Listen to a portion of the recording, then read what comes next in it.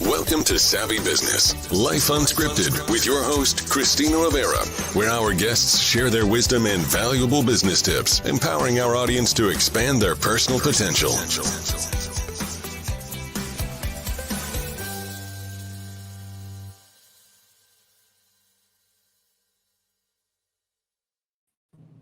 Hi, Brian Floriani. Welcome to Savvy Broadcasting. I love having you here today for Unleash Your Story. I'm so grateful to have you here. How are you? Doing great. Thanks for having me, Christina. Well, I was really excited to have you come out here to speak when your agent reached out to me and told me about the wonderful work you're doing. That's a really big initiative for you to really get Americans and the world reading, especially children. And you know why that was really special in my heart? I only learned to read at 16. I Oh, had wow. I have problems with dyslexia, still do. Reading's always been a challenge. Reading out loud, never fun. But I entered the School of Performing Arts in Manhattan, and they took it upon themselves that they were going to find me a tutor and get me reading. And within 1 year, I was in mainstream, able to keep up with my classmates, studying a Good. lot more every day. But yeah, it's very important because I don't know where I'd be today if I did not know how to read properly. So share with me, because this started with your dad. How did this all come about? Well, I used to be in the golf business, so I used to run golf schools for Golf Digest, and at the time, that was about 15 years ago, and at the time, I really that was going to be my career. That was going to be my life. I loved it. I think I was pretty good at it. I loved helping people and living in great places. I lived in Lake Tahoe half the year and West Palm Beach the other half.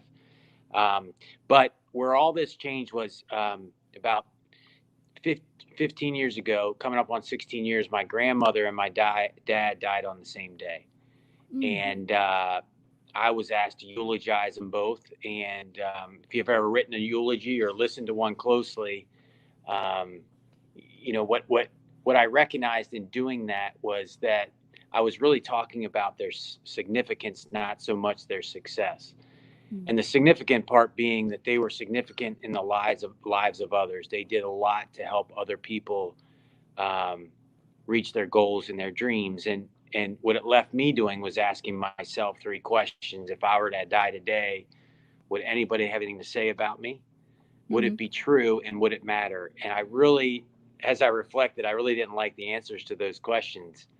And so it wasn't very long before I left the golf business, and I wanted to dedicate my life to service. And my initial thought there was to be an elementary school teacher in an under-resourced community. So to get my foot in the door, I became a reading paraprofessional in a school district in Zion, Illinois, a little elementary school called Shiloh Park, and it was just transformational. These children, you're looking at it from a totally different lens, or through a totally different lens as an adult, because when you're a child, and you go to kindergarten, you go to first grade, you go through all your primary grades, you're not really thinking about how that might impact the rest of your life. You're just kind of going through the motions. And Mhm. for me, it was eye-opening to see these children in this community who were already, they were already behind. They're Mhm. already sailing into headwinds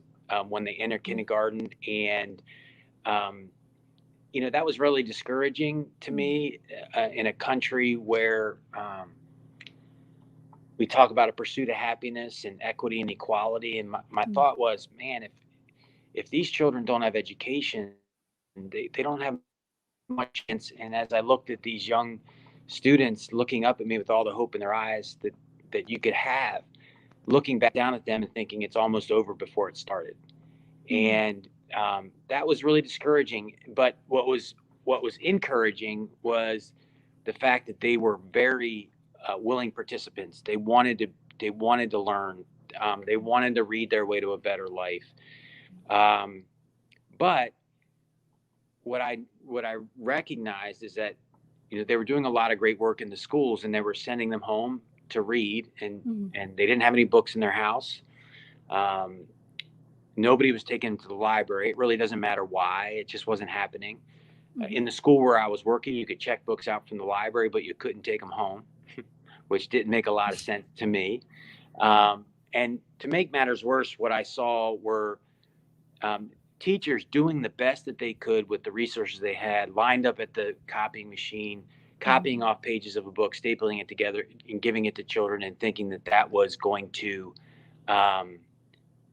inspire them to be a reader. And as I thought about my own life, that's not how it was done for me. That's just not how you build a reader. And that was just unacceptable to me. And at the same time, as I was reflecting on my father's life, my father grew up in Western Pennsylvania. Both of his parents are immigrants. My grandfather, my dad's dad was a coal miner for 51 years. My dad didn't have running water until he went to college. And what I realized on one day was those two experiences collided. And what I realized is that the children I was working with were just little Bernies. They just needed a fair shot. And literacy is inarguably the most important skill any of us will ever have, no matter what our profession is. Absolutely. And so that just didn't sit with me very well. And so I wanted to solve a solvable problem specific to literacy and specific to book ownership, because I really believe that, I know that that's a solvable problem. Some of the challenges that we have in reading readiness and being reading proficient are very nuanced. Who you're born to, what's their educational level. We can't change those things, but we can definitely change some of the variables, like book ownership, for sure, if we're willing to put in the work. And that's where Bernie's Book Bank was founded. And I think it's important to talk about the book bank, because after doing that for 11 years, and I think we've been relatively successful as a nonprofit. I mean, we started the nonprofit on my credit card for $5,000. We now have a budget of $4 million, 300,000 children at Bernie's Book Bank with 12 quality books a year. All that's great, but it's still a huge grind to try to generate the revenue needed, not only to support who you supported last year, but then to support the children you're not supporting yet. And so, raising money is a hard business. And as I have gained more experience doing it, and also doing some research on the philanthropic future just doesn't look very bright. It's only going to get harder to raise money. And so that's where the concept of Freedom, being a lifestyle brand that's a for-profit that would dedicate 100% of its net profit back to literacy, came to be. Because we need revenue in the nonprofit sector for two reasons. One, we've got proven concepts that need to get to scale immediately. And secondly, we need to attract super incredible talent to the battlefield of literacy. And we're not going to do that by saying, hey, you got a great idea, but you're going to need to start this on your credit card. And you need to grind every year. And so, that's really the why behind Freedom. Well, this is fascinating to me, but I'd like your take, because you said we have some proven methods that we need to get out there. We need to get warriors to put it out there. Now, people like me, I had a problem. It wasn't diagnosed till I was about 16 and a half that I had dyslexia. Before that, they thought I was maybe mildly retarded. But that's a problem, because there could be people slipping through the cracks who you think are being lazy. That was one thing I heard a lot, that I just didn't want to learn, which is completely not true. I did want to learn. But those people slipping through the cracks, where maybe you do have a library, but you pick up the book and you just can't make heads or tails of what you're looking at. And there's a certain way how schools teach you to read that might not work for everyone. What are some of the proven methods you found with Freedom and Bernie's books that really can get people reading? Well, I think in the context from which we're coming from, a literacy perspective, it's not so much the folks who are, it might be they're struggling with dyslexia. There's a lot of times it's not so much a learning challenge as it is the fact of what needed to be done so that we could get these children reading ready, the basics, and then provide them the support and the resources to become readers. In these cases, they're most, and by the way, it's not a crack in this instance. It's cavernous. There's millions of children every year. I mean, do you know that 32 million Americans don't know how to read? No. And it's not because they were all of a sudden an adult one day and couldn't read. It was what didn't happen when they were young. And so I think we need to make that a priority in our country, because the pursuit of happiness is really predicated on things, who you know and what you know. And if you grew up in an under-resourced community, you don't know who you need to know. And so your only ticket to where you want to go is education, which is built on the back of being a solid reader. Mm-hmm. But there are so many incredible organizations doing a lot of programming. I mean, Freedom supports Bernie's Book Bank, but we support Reading Partners, which is an intervention program. We support Little Free Libraries, and we support Read Alliance, and we'll continue to add other organizations who have really bold goals. But there are so many great prevention and intervention organizations. They're just underfunded. And so, especially when we know that there's a concept that works, we should be doing everything in our power to make sure that they're properly funded so that we can help as many children as possible read their way to a better life. Because it's not only the right thing to do and it's emotional, but it's practical. It impacts us all. If we have children that are pushed through the system that aren't, and I'm not just talking about proficient readers, we need these children to be reading lovers. You know, reading lovers are unstoppable. And that's what we need to prepare them to be. Yeah, and this is interesting to me because I know I had my own, learning disabilities. But what I find in a day and age where any information could be really at your fingertips with phones. I mean, we could read anything in libraries across the world. What I find amazing is most adults don't even read like one book a year. So it probably translates to the children going, even if they had access on their phone, they're like, I don't want to read. I'll just look at TV. It's much easier. Why do you think there's been such a loss of love for literacy and reading in general? Well, that's a longer conversation, I think. I think that we're a very much now society. We want everything now. We want our information now. We want it quick. We want it in a form that we can watch, not read. So I think part of it's just where we are as a society of our appetite for putting in the time to learn things. We aren't really patient around that, and there's a process around that. And so, I think on the flip side of that, though, Christina, that 7% of the American population read more than 50 books a year. Oh, wow. And so hopefully that's a little bit of encouragement for you. 50 books a year is a lot. And if it's 7% of our population, that comes out to a pretty big number. But that's encouraging to me. But I think that part of the objective of Freedom not only is to raise money to be able to support literacy work throughout the country, it's also to bring the topic of literacy to the forefront of all of our conversations as a country, because I don't think we'll ever reach our full potential until we reach our full potential as readers. Because I can promise you, those people that read 50 books a year or more are probably more knowledgeable than most, and their vocabularies exceed those who don't, and their writing skills are probably far advanced to those who don't read. So it's one of those things where we know how important it is. We just need to make it a priority.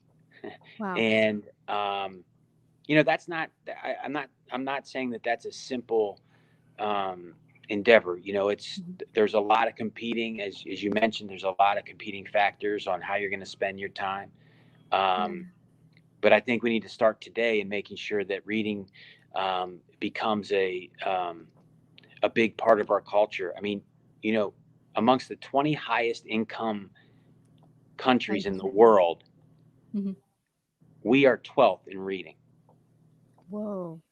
I thought we'd be, wow, I did not expect that. Right. Wow.